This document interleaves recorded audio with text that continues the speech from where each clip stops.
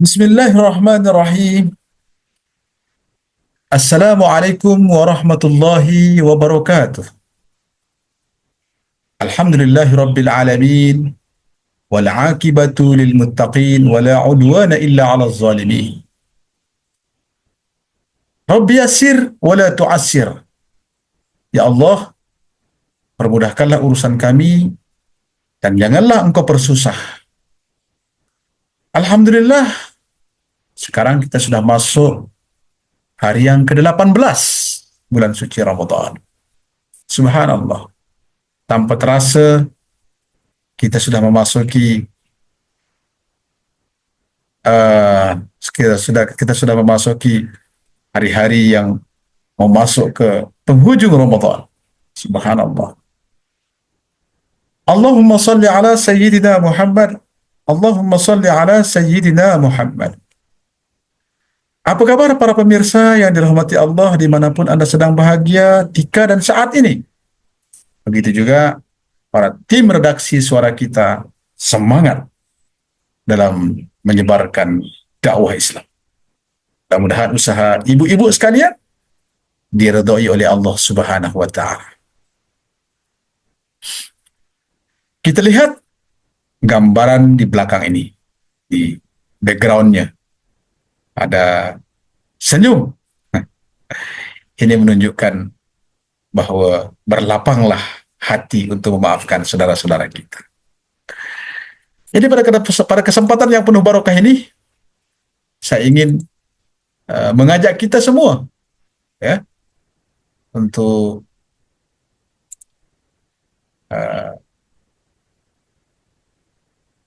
memaafkan jiran tetangga kita, ataupun keutamaan memaafkan orang. Subhanallah. Jadi memaafkan orang ini memang tidak menyebabkan kita jadi kaya, tidak menyebabkan kita jadi billionaire, jutawan, cendawan, tidak. Tetapi memaafkan orang lain tersebut, ya, boleh mengubah haluan masa depan kita yang lebih cerah, lebih baik. Ada kadang-kadang orang kalau ditanya, ibu sudah memaafkannya? Saya sudah memaafkannya, Ustaz. Tapi belum bisa melupakannya. Memang tidak bisa melupakan. Nggak apa-apa. Ternyata memaafkan orang lain pahalanya besar. Berdasarkan sabda baginda Nabi sallallahu alaihi wasallam, an Abi Hurairah radhiyallahu anhu an Rasulillah sallallahu alaihi wasallam qala, ma naqasat sadaqatun min malin wa ma zada Allahu 'abdan bi'afwin illa 'izza wa ma tawadha'a ahadun lillahi illa rafa'ahu Allah. Rawahu Muslim. Artinya, dari Abu Hurairah radhiyallahu anhu bahwa Rasulullah sallallahu alaihi wasallam bersabda, tidaklah sedekah itu mengurangi harta. Dari dulu hingga hari ini memang begitu. Orang yang pemurah insya Allah hartanya akan terus berlipat ganda. Dan tidaklah Allah, ya, dan tidaklah Allah, ya, dan tidaklah Allah menambah bagi seorang hamba dengan pemberian maafnya kepada saudaranya kecuali kemuliaan di dunia dan akhirat. Serta tidaklah seorang merendahkan diri karena Allah kecuali dia akan meninggikan derajatnya di dunia dan di akhirat. Hadis riwayat Imam Muslim. Para pemirsa yang dirahmati Allah Subhanahu wa taala. Jadi sekali lagi, memaafkan orang tidak mengubah apa-apa pun, tapi ingat, Allah akan memberikan ganjarannya di dunia dan di akhirat. Para pemirsa yang dirahmati Allah Subhanahu wa taala, memaafkan orang sekali lagi, Allah akan mengangkat derajatnya berlipat kali ganda, lebih-lebih di bulan suci Ramadan ini. Ya. Sehingga ada seorang sahabat yang bila masuk di Masjid Nabawi menitis air daripada janggutnya selepas berwudu, kemudian Nabi mengatakan, mahukah kamu tahu siapa mereka yang ahli surga?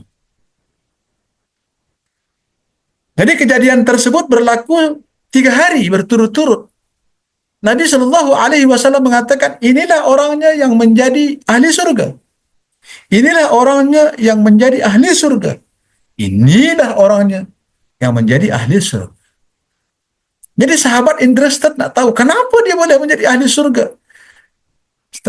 Setelah ditanya, ya, setelah ada seorang sahabat memutuskan untuk menginap di rumah sahabat tersebut, dia mau tahu apa amalannya.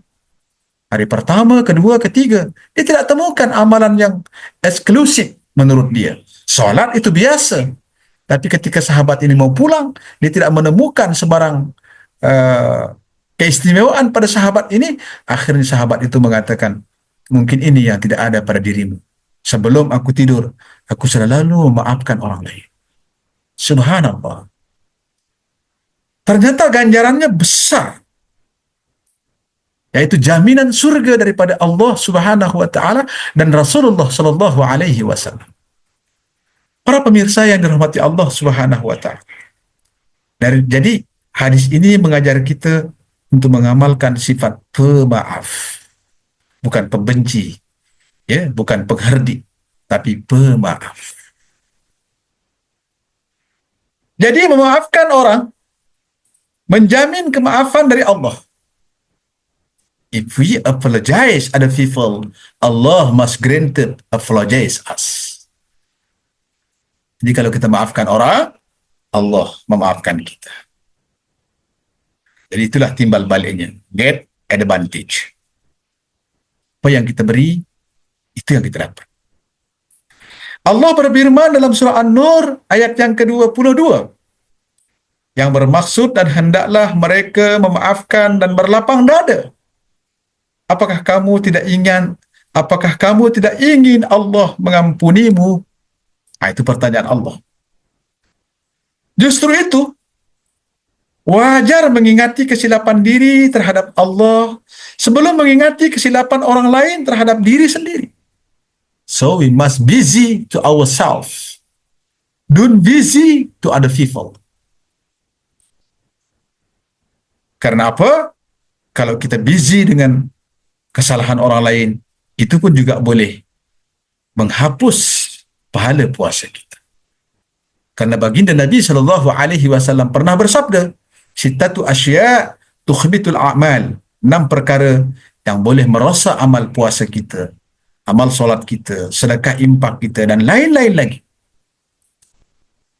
Termasuk apa dia? Termasuk al-istighalu ala uyubin nas, ataupun al-istighalu ala al-istighalu ala uyubin nas ini maksudnya sibuk terhadap urusan orang lain. Para pemirsa yang dirahmati Allah Subhanahu wa taala, ya, wajar mengingati kesilapan diri terhadap Allah sebelum mengingati kesilapan orang lain terhadap diri sendiri. Dengan cara itu, ia lebih mudah untuk memaafkan. Jadi ingat, yang kita ini banyak dosa. Orang yang berdosa pun mahukan kemaafan supaya dia terbebas daripada siksa Allah Subhanahu wa taala. Sungguh pun begitu. Memaafkan bukanlah diutamakan dalam semua situasi. Jadi tidak semua situasi kita dianjurkan untuk memaafkan.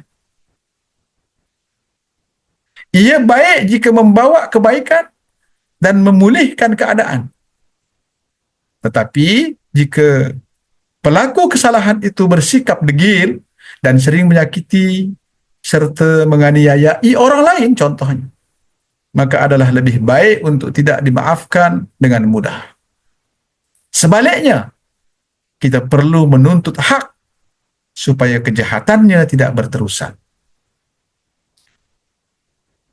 Yang terakhir, sifat memaafkan walaupun sukar tetapi ia memberikan ketenangan jiwa dan menghilangkan perasaan dendam. Jadi motonya, amalkan sifat pemaaf, rasakan ketenangan dan kemuliaan daripada Allah Subhanahu wa Ta'ala. Para pemirsa, dimanapun Anda sedang berhaga dan saat ini, dalam bergaul, tentu kita banyak salah silap. Oleh karena itu, selalulah minta ampun, minta maaf kepada Allah, minta ampun, minta maaf kepada saudara-saudara kita. Dengan itu, mudah bagi kita masuk ke dalam surga Allah kelak. Barikillahumma lana fi syahri Ramadan, barikillahumma lana fi syahri Ramadan, barikillahumma lana fi syahri Ramadan. Wabillahi taufiq wal hidayah, wabiridha wal inayah. Assalamualaikum warahmatullahi wabarakatuh.